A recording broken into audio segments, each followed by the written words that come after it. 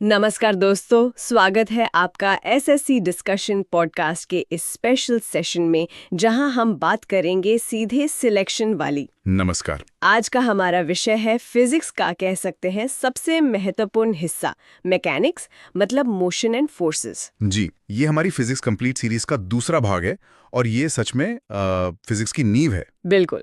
मैं तो ये भी कहूंगी कि फिजिक्स में सबसे ज्यादा सवाल अगर किसी चैप्टर से आते हैं तो वो मैकेनिक्स ही है। और सबसे ज्यादा गलतियां भी, ये भी एक सच है। हाँ, तो अगर motion, force, friction, work, energy और ग्रेविटेशन के कॉन्सेप्ट्स क्लियर हो गए तो समझिए फिजिक्स का 60% हिस्सा आपकी मुट्ठी में है। तो आज का ये सत्र पूरी तरह से कॉम्पिटिटिव एग्जाम्स पर ही केंद्रित रहेगा। अंत तक बने रहिएगा और हो सके तो नोट्स भी बनाते चलिए। चलिए शुरू करते हैं सबसे पहली और सबसे आम कंफ्यूजन से।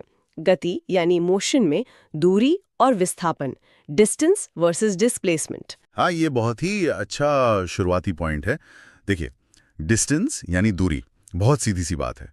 Total path covered by an object, मतलब आपने कुल कितना रास्ता तय किया। जैसे मैं घर से बाजार गई जो 1 किलोमीटर दूर है और फिर वापस घर आ गई तो दूरी हो गई 2 किलोमीटर। बिल्कुल सही। अब आता है डिस्प्लेसमेंट यानी विस्थापन। ये थोड़ा ट्रिकी है। डिस्प्लेसमेंट का मतलब है आपकी इनिशियल पोजीशन और फाइनल पोजीशन के बीच की सबसे छोटी सीधी दूरी, डायरेक्शन के साथ। अच्छा, तो मेरे वाले उदाहरण में क्या होगा?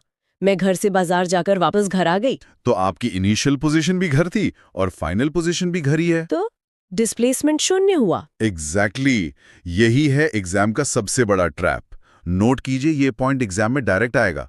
अगर कोई वस्तु गोलाकार पथ पर घूमकर वापस शुरुआती बिंदु पर आ जाए तो दूरी शून्य नहीं होगी लेकिन विस्थापन शून्य होगा। बिल्कुल, जैसे एक 400 मीटर के ट्रैक का पूरा चक्कर लगाने पर दूरी तो 400 मीटर है पर विस्थापन 0। वाह, ये कॉन्सेप्ट हमें सीधे ले जाता है लॉज ऑफ मोशन और इनर्शिया पर।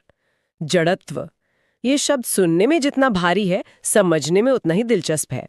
आप इसे कह सकते हैं पदार्थ की जिद।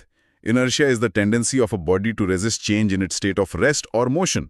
हर चीज अपनी मौजूदा हालत में ही रहना चाहती है। और यहीं पर एग्जामिनर्स अक्सर कंफ्यूज करते हैं, तो ध्यान दें। हाँ, वो ये है कि इनर्शिया यानी जड़त्व सिर्फ और सिर्फ द्रव्यमान मास पर निर्भर करता है। इसका स्पीड से कोई लेना देना नहीं है। मतलब एक भारी ट्रक अगर खड़ा भी है तो उसका इनर्शिया एक तेज रफ्तार साइकिल से कहीं ज्यादा होगा। कहीं ज्यादा, क्योंकि ट्रक का मास ज्यादा है, इसीलिए तो उसे धकेलने में इतनी मुश्किल होती है। ज्यादा मास मतलब ज्यादा इनर्शिया। अच्छा, इनर्शिया के भी कुछ प्रकार होते हैं, है ना? जी, मुख्य रूप से 3 हैं: inertia of rest, inertia of motion और इनर्शिया ऑफ डायरेक्शन। बस में बैठे हुए जो झटके लगते हैं वो इन्हीं के उदाहरण हैं। ठीक है, अब एक ऐसे फोर्स की बात करते हैं जो महसूस तो होता है पर असल में होता नहीं। सेंट्रीफ्यूगल फोर्स, अपकेंद्रीय बल। हाँ, ये एक सूडो फोर्स है, एक छद्म बल। मतलब ये कोई असली धक्का या खिंचाव नहीं है, ये असल में इनर्शिया का ही एक नतीजा है। जैसे गाड़ी में तेज मोड़ लेते वक्त हम बाहर की तरफ धकेले जाते हैं। बिल्कुल, वो कोई हमें धकेल नहीं रहा।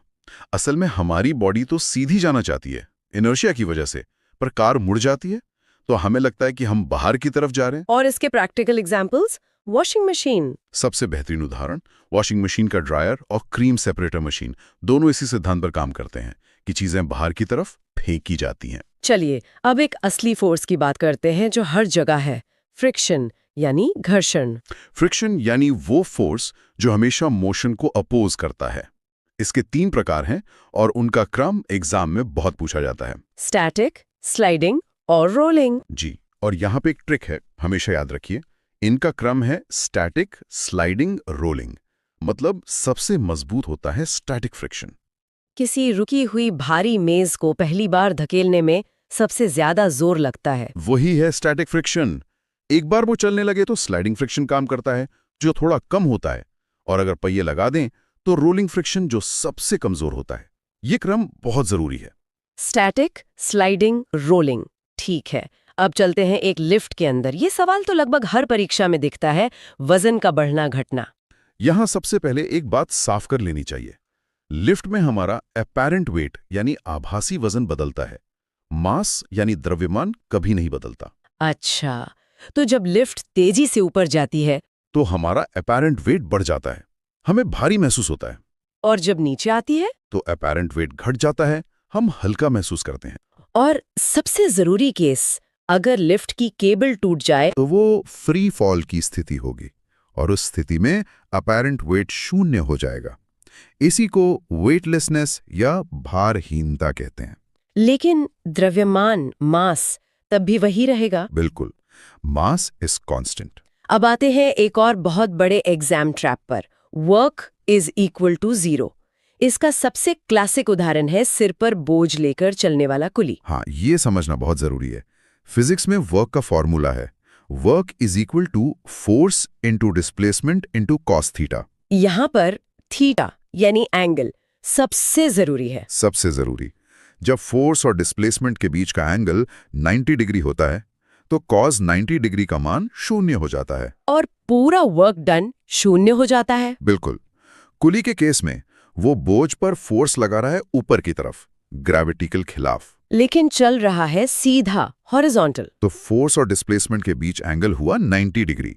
इसलिए साइंटिफिकली किया गया कार्य शून्य है। ये सवाल बार बार आता है। समझ गई।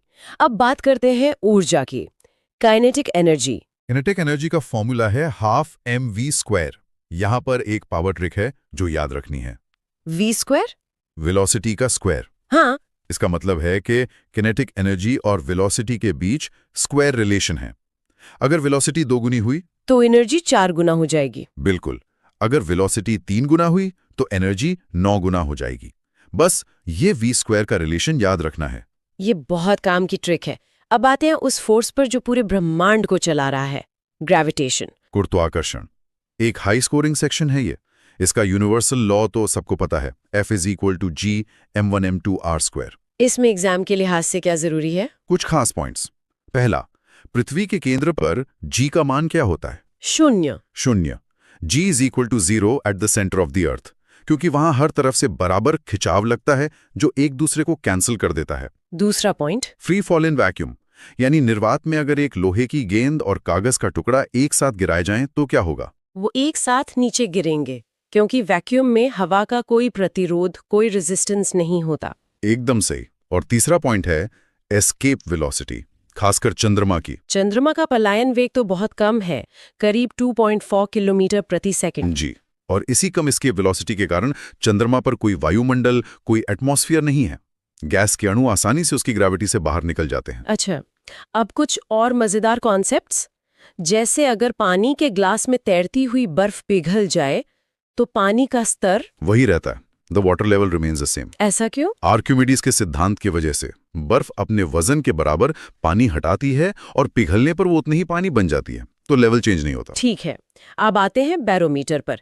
ये एटमॉस्फेरिक प्रेशर मापता है। इससे मौसम का पता कैसे चलता है? ये मैच द फॉलोइंग में बहुत आता है। ध्यान से सुनिए।